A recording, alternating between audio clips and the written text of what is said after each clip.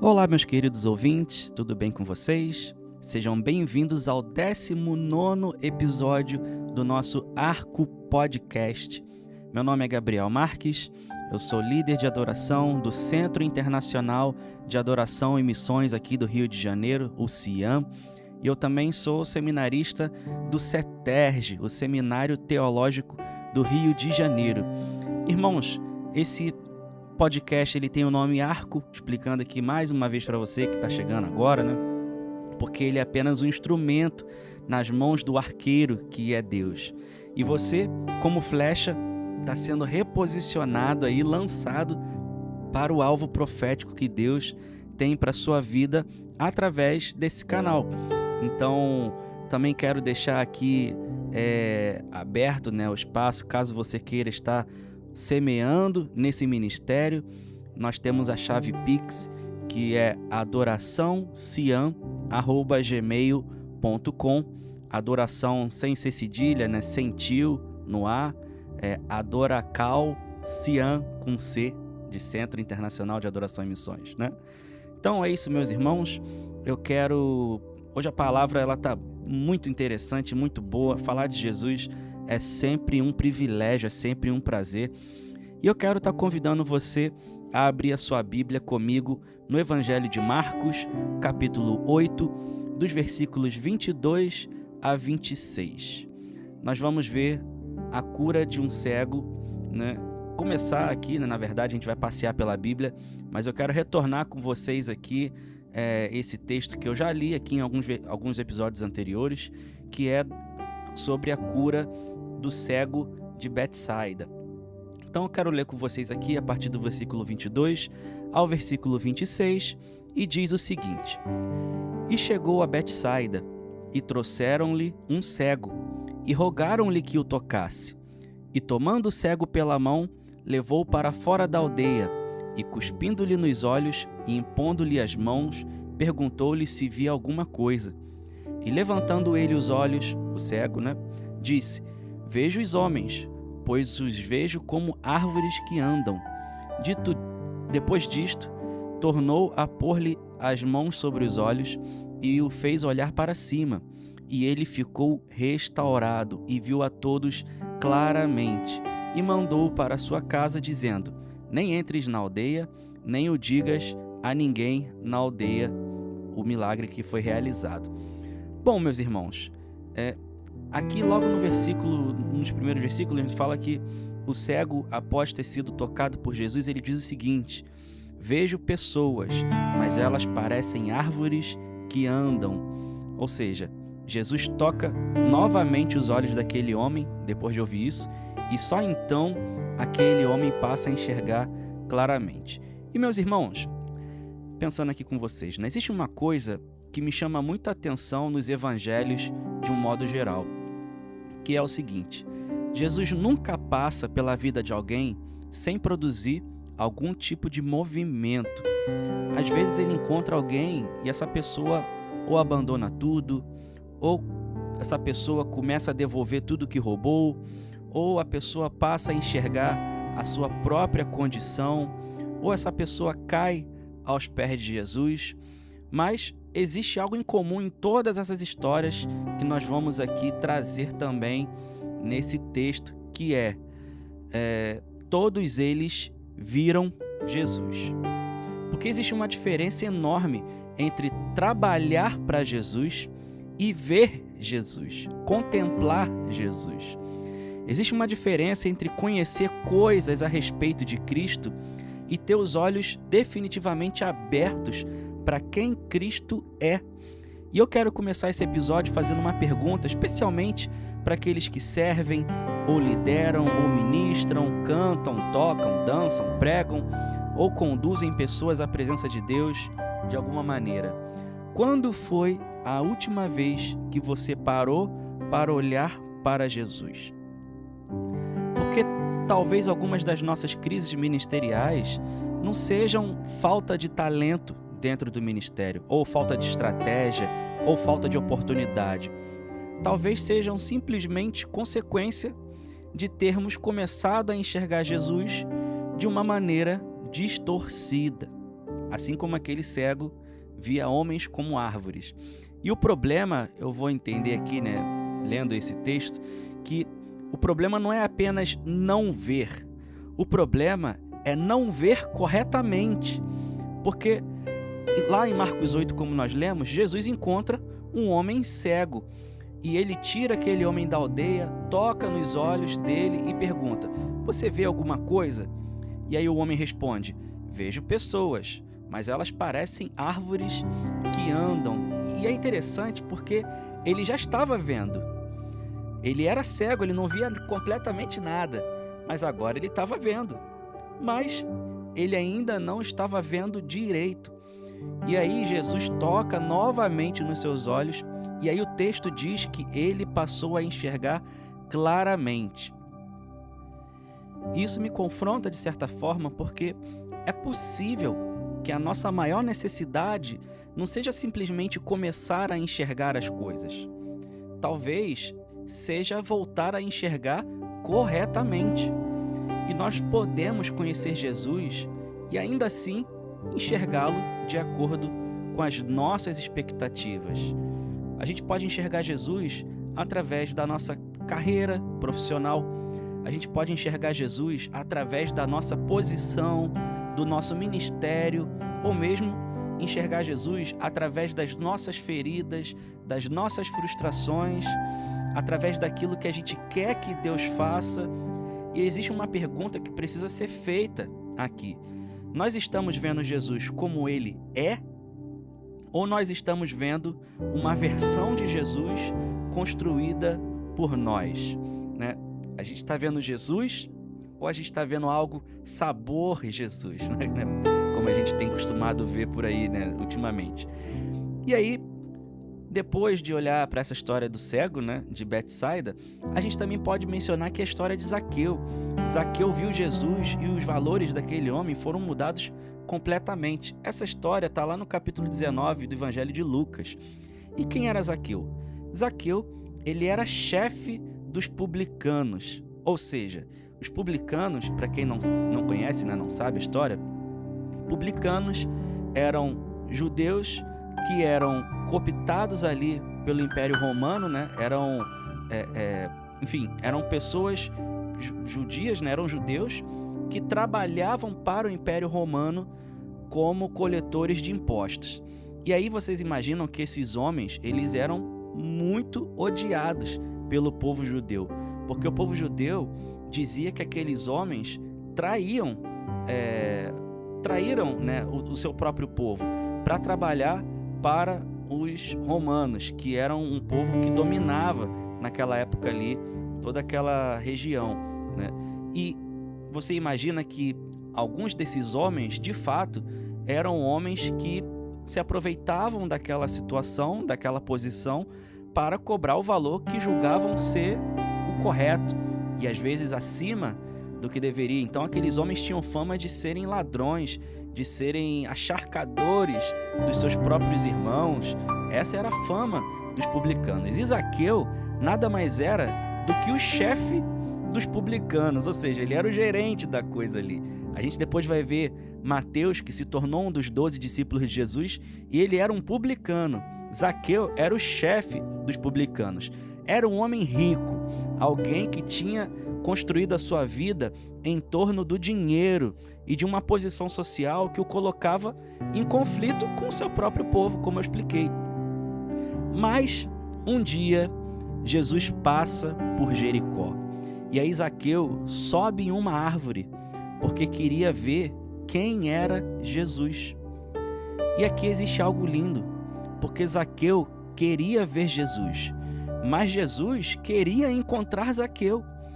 E quando Jesus entra naquela casa, alguma coisa, meu irmão, acontece. Porque Zaqueu se levanta e diz: Senhor, resolvo dar aos pobres a metade dos meus bens, e se alguma coisa extorquir de alguém, restituo 4 vezes mais. Perceba, Jesus não precisou fazer um discurso sobre dinheiro.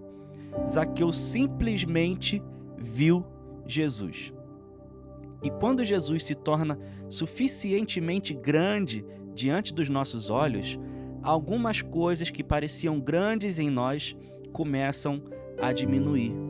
O dinheiro diminuiu, a posição que ele tinha diminuiu, o passado que ele tinha diminuiu, a reputação que ele tinha perante os seus concidadãos diminuiu, porque ele agora encontrou alguém que era maior. E quem vê Jesus corretamente começa a reorganizar a própria vida ao redor dele. E aí, como eu falei de Mateus, Mateus também viu Jesus e abandonou a mesa ali, a coletoria, onde ele trabalhava. Lá em Mateus 9, versículo 9, diz que Jesus viu Mateus sentado na coletoria, no lugar onde ele coletava impostos, e disse: siga-me. E Mateus se levantou e o seguiu. E, gente, isso é muito forte, porque Mateus estava sentado em uma posição de extremo privilégio. Ele tinha uma profissão que lhe dava acesso a dinheiro, a poder e a influência dentro do sistema romano. Mas chegou um momento em que ele percebeu: olha, eu encontrei algo mais valioso do que aquilo que eu tenho. E isso o motivou a se levantar, porque o verdadeiro encontro com Jesus sempre nos chama para algum tipo de movimento. E aqui existe uma palavra para quem lidera assim como eu, Cuidado para não construir uma mesa tão confortável que você não consiga mais se levantar dela quando Jesus chamar você. Porque às vezes Deus nos dá uma posição e depois de algum tempo, aquela posição começa a possuir o nosso coração. Começamos servindo a Deus, depois começamos a servir ao ministério, depois começamos a proteger o ministério e finalmente podemos chegar ao ponto de proteger a nossa posição dentro do ministério. E Mateus vai nos lembrar exatamente que a cadeira nunca pode ser mais importante do que aquele que nos chamou, do que aquele mesmo que nos colocou ali naquela cadeira, E quando a gente lê a história de Jesus, a gente também é apresentado a um personagem chamado Nicodemos. Nicodemos ali era um dos chefes dos sacerdotes, um dos fariseus ali mais influentes, mais importantes. E João 3 apresenta esse homem buscando encontrar Jesus durante a noite. E, gente, ele era fariseu, líder entre os judeus. Ele tinha uma reputação, ele tinha conhecimento, ele tinha uma posição. E talvez justamente por isso ele não pudesse simplesmente aparecer publicamente ao lado de Jesus. Então ele vai à noite. E é uma imagem muito interessante isso, porque Nicodemos queria ver Jesus, mas ainda não conseguia vê-lo plenamente quem Jesus era à luz do dia. E Jesus começa uma conversa com ele que desmonta tudo aquilo que Nicodemos achava que sabia sobre Deus. E depois encontramos Nicodemos mais uma vez lá em João 7, defendendo Jesus diante dos fariseus. E aí você vai falar assim: poxa, mas Nicodemos foi aquele homem que Jesus pediu para ele seguir e ele não seguiu. Ei, calma aí, meu irmão. Lá em João 19, no final do Evangelho de João já, praticamente, Nicodemos aparece de novo, dessa vez levando especiarias para o sepultamento de Jesus. Ou seja, existe uma progressão aqui, O homem que primeiro foi à noite, ele começa aos poucos sair da escuridão. Isso me ensina que Deus também trabalha com processos. Talvez exista alguém aqui ouvindo esse podcast que ainda esteja enxergando Jesus de maneira tímida. Talvez você ainda tenha medo do que as pessoas vão pensar se te verem do lado de Jesus.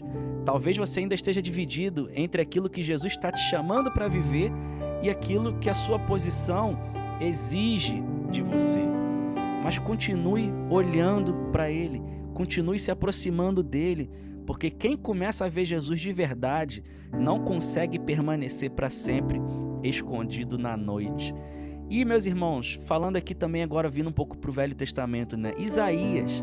Gente, Isaías, lá no capítulo 6, começa dizendo: eu vi o Senhor assentado sobre um alto e sublime trono. E qual foi a reação de Isaías? Ele não falou o seguinte: Senhor, tem algumas ideias aqui para melhorar o culto. Senhor, eu posso apresentar o meu projeto aqui para o Senhor, do que eu tenho de ideias? Senhor, eu quero construir um ministério, uma plataforma, algo que eu possa ensinar. Não, meu irmão, sabe o que Isaías falou? Ai de mim, eu estou perdido. Ele literalmente falou isso. Ai de mim, estou perdido. Por quê? Porque quando Isaías viu a glória de Deus, ele também enxergou a si mesmo. E essa é uma característica de uma verdadeira visão de Deus. Quanto mais claramente vemos quem Ele é, mais claramente enxergamos quem nós somos. E existe algo ainda mais profundo. O autor aos Hebreus vai dizer que Jesus é o resplendor da glória de Deus e a expressão exata do seu ser. O apóstolo João vai dizer também no versículo 14 do primeiro capítulo do Evangelho, né?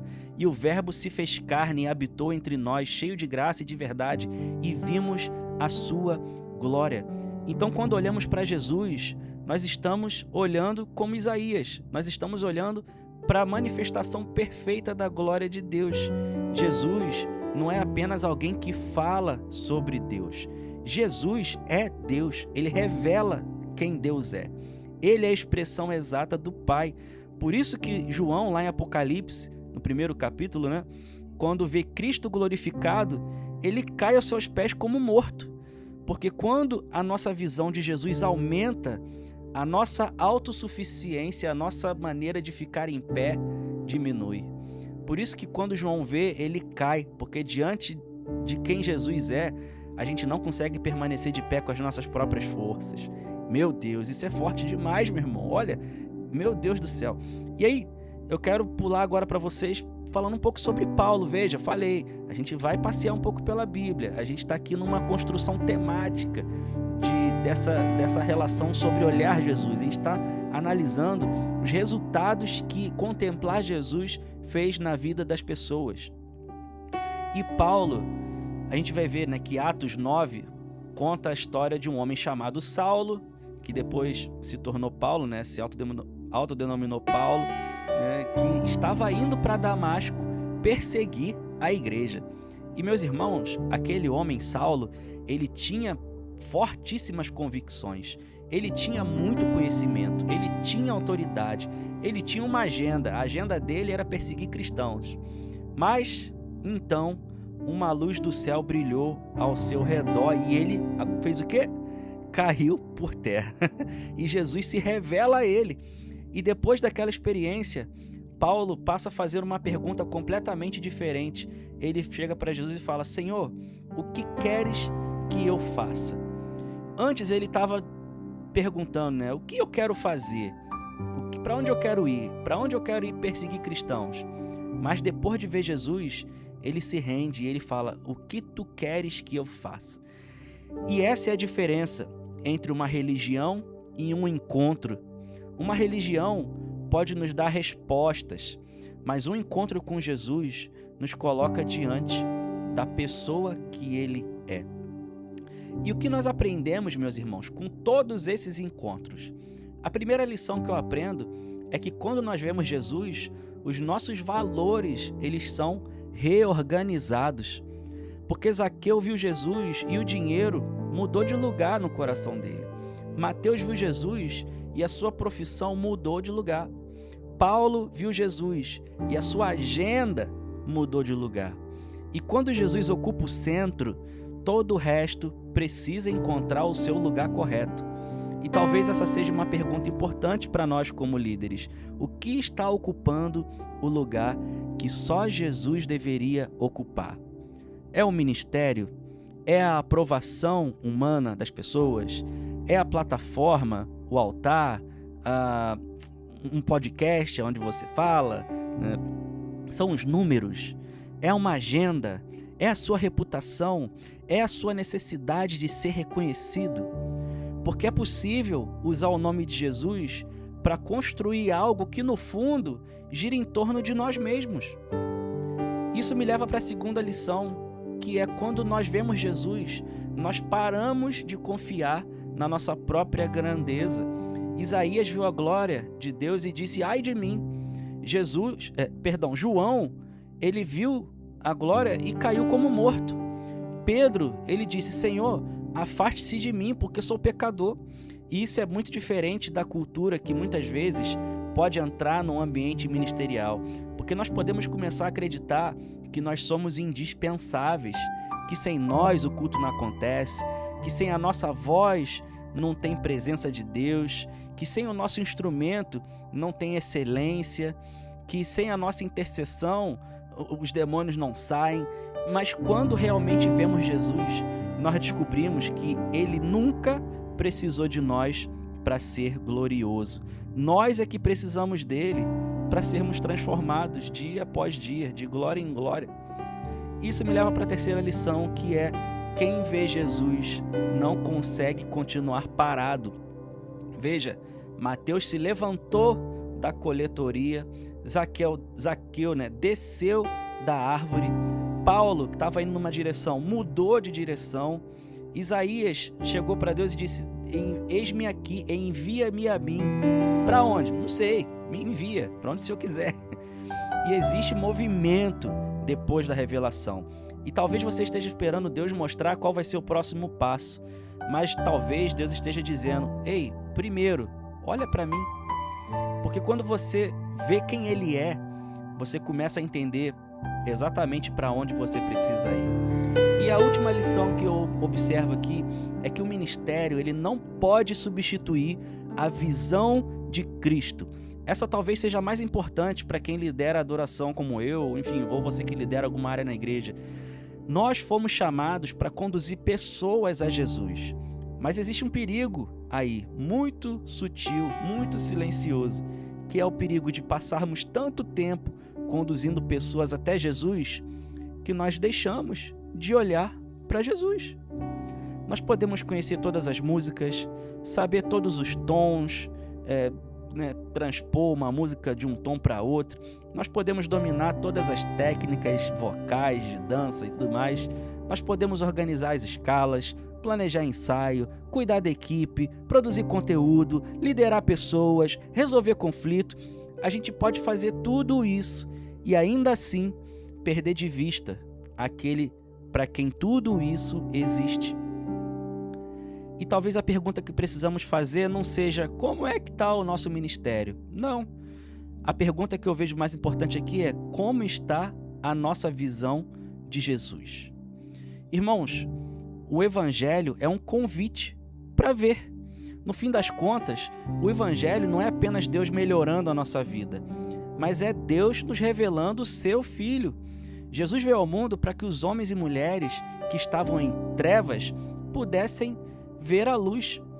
Lá no versículo 4 e 5 do primeiro capítulo de João, vai dizer: a vida estava nele e a vida era a luz dos homens.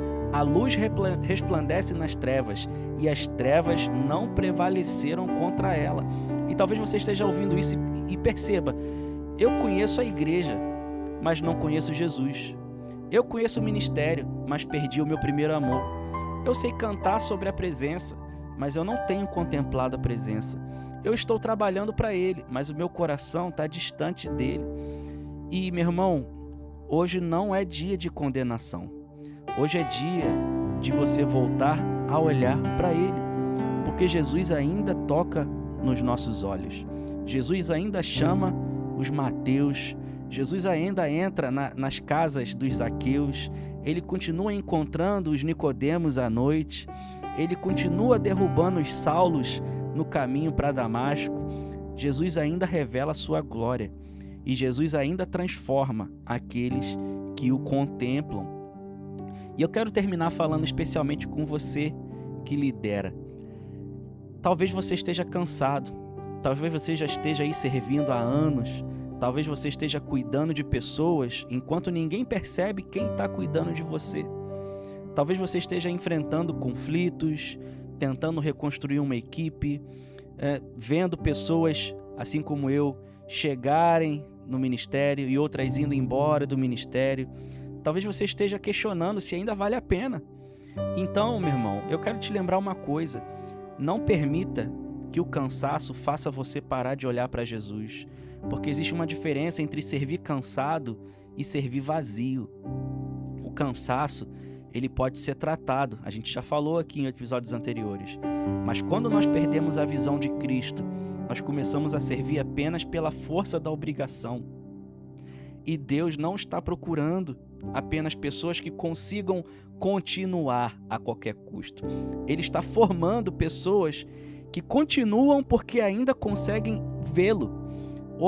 E aí, meu irmão, eu te peço, olha novamente para Jesus, olhe para o Cordeiro, olhe para o Cristo ressurreto, olhe para aquele que chamou você quando ninguém estava te olhando, olha para aquele que sustentou você até aqui, olha para aquele que continua sendo digno quando a sua equipe não te responde, quando a música não funciona, quando a reunião não acontece do jeito que você imaginou, quando ninguém aplaude quando você termina de cantar, dançar e tudo mais, quando ninguém reconhece você como nada.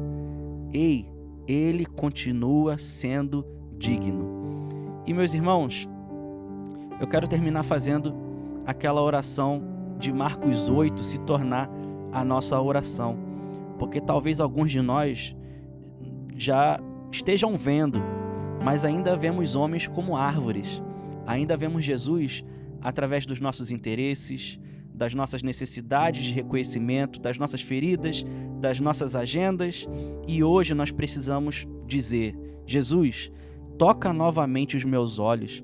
Eu não quero apenas saber quem tu és, eu quero te ver. Eu não quero apenas cantar sobre a tua glória, eu quero contemplar a tua glória. Eu não quero apenas liderar pessoas na tua presença, eu quero permanecer na tua presença. Eu não quero construir um ministério que carregue o meu nome, eu quero construir algo que aponte para o seu nome. E aí, meu irmão, eu te peço, feche seus olhos, vamos orar. Senhor, toca novamente os olhos dos nossos líderes. Toca novamente os olhos, meu Deus, dos nossos músicos, dos nossos cantores, dos nossos dançarinos e dançarinas, dos nossos artistas. Toca, meu Deus, novamente os olhos daqueles que estão servindo há tanto tempo, que começaram a fazer as coisas no automático. Toca mais uma vez, meu Deus, nos olhos daqueles que estão feridos, dos que estão cansados, dos que estão decepcionados, dos que estão pensando em desistir. Meu Deus, faz-nos olhar novamente para Jesus, porque quando Zaqueu olhou para Jesus, a sua casa mudou. Quando Mateus viu Jesus, a direção da sua vida tomou outro rumo, assim como Paulo também, quando viu Jesus, teve a sua missão completamente mudada. Meu Deus, quando Isaías viu Jesus, a identidade e o chamado dele foram reposicionados. E eu tenho certeza que quando nós vemos Jesus, nós também mudamos. Então, Jesus, abre os nossos olhos, tira de nós uma visão distorcida, tira de nós uma visão pequena, tira de nós uma visão concentrada em nós mesmos e nos faz enxergar Cristo como Ele realmente é. Porque talvez o maior avivamento que precisamos não comece quando vemos mais coisas, mas quando começamos a voltar a ver Jesus, quando a igreja volta a vê-lo, quando o adorador volta a vê-lo, quando o líder volta a vê-lo, tudo volta para o lugar. Meu Deus, eu te agradeço por esse meu irmão que está me ouvindo e te peço, reposiciona ele no lugar aonde o Senhor tem para ele. Em nome de Jesus, amém. Meus irmãos, que essa seja a nossa oração. Jesus, eu quero te ver. O autor aos Hebreus vai dizer em Hebreus 12, versículo 2, fixemos os olhos em Jesus, o autor e consumador da nossa fé, porque depois de vê-lo, ninguém de nós consegue continuar sendo a mesma pessoa. Tá bom, meu irmão? É isso. Deus abençoe a sua vida. Se você gostou desse episódio, compartilha com seu irmão, com a sua irmã, com o seu ministério. Eu espero que Deus fale ao seu coração. Quero agradecer também a todos os ouvintes que estão nos 4 cantos do planeta. Eu tenho visto aqui que a nossa mensagem tem chegado em vários e vários países, em mais de 18 países. Então, aonde você estiver, que a mão do Senhor esteja sobre a sua vida, em nome de Jesus. E, mais uma vez, curte, compartilha, comenta aqui embaixo se você gostou desse episódio, aquilo que Deus falou com você. A sua opinião é muito importante para nós, tá bom? Um grande abraço, meu irmão, Deus te abençoe e até o nosso próximo episódio. Tchau, tchau.